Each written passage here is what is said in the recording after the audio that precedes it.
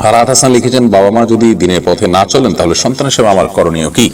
দেখুন, সূরা ইব্রাহিমের 40 নম্বর আয়াত দ্বারা আমরা জানতে পারি, এবং কোরআন কারীমের বহু আয়াত আছে যে আয়াত থেকে আমরা জানতে পারি যে একজন মানুষ তার পরিবার সদস্যদের জন্য হেদায়েতে প্রার্থনা করবেন আল্লাহর কাছে, তাদেরকে নামাজি বানানোর জন্য চেষ্টা করবেন।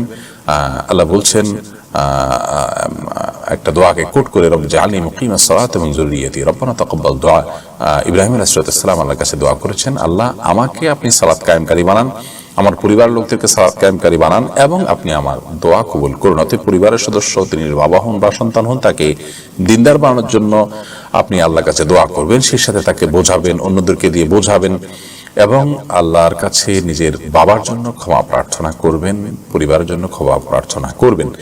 এরপর যদি তিনি সুপথে, সঠিক পথে ফিরে না আসেন, তাহলে সেক্ষেত্রে আপনার আর কোনো দায়িত্ব থাকলো না, আপনি আপনার চেষ্টাটা করবেন। কেউ মারা গেলে আনুষ্ঠানিকভাবে শোক প্রকাশের রীতি কতটা ইসলাম সম্মত? সাহাবা ইকরামের যুগ সহ মুসলমানদের স্বর্ণ যুগে এরকম রেওয়াজ ছিল কি? মানুষ মারা যাওয়ার পরে শোক সন্তপ্ত পরিবারকে সান্ত্বনা জানানো, এটি সুন্নাহ। সান্ত্বনা জানানোটা আপনি বার্তা প্রেরণ করে জানাতে পারেন, আপনি সরাসরি জানাতে পারেন, যে কোনো লোক মারফতে জানাতে পারেন, এটি আপনার ইচ্ছা।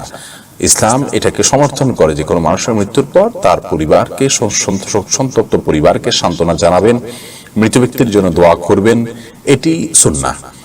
এটি করার যে পদ্ধতি অবলম্বন করেন সেটি ইসলামে বৈধ। তবে হ্যাঁ, আনুষ্ঠানিকতার যে কথা আপনি বলেছেন, শোক পালনের জন্য কোনো আনুষ্ঠানিকতা ইসলাম সমর্থন করে না।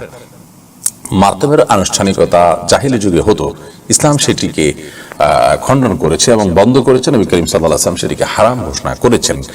অতএব আনুষ্ঠানিকতা যদি হয় তাহলে সেটা অবশ্যই সুন্নাহর যে ফর্মে সেটার বাইরে হবে।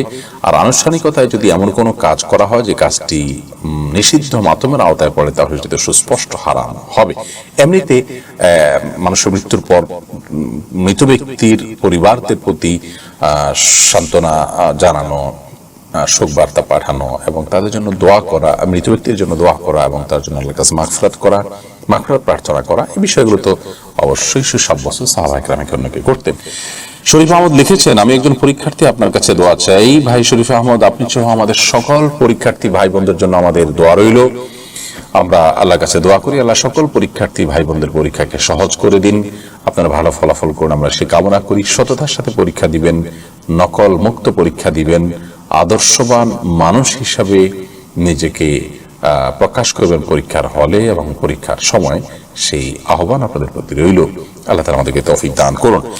শাকিম শিকদার, আপনি লিখেছেন, অনেক দুশ্চিন্তা আছে, একটু দোয়া করবেন। আল্লাহ রাব্বুল আলামিন ভাই শাকিম শিকদার আপনার দুশ্চিন্তাকে দূর করে দিন, এবং দুশ্চিন্তা দূরের জন্য অবশ্যই আল্লাহর প্রতি ভরসা রাখবেন, আস্থা রাখবেন, এরপরে কোনো ত্রুটি করবেন না।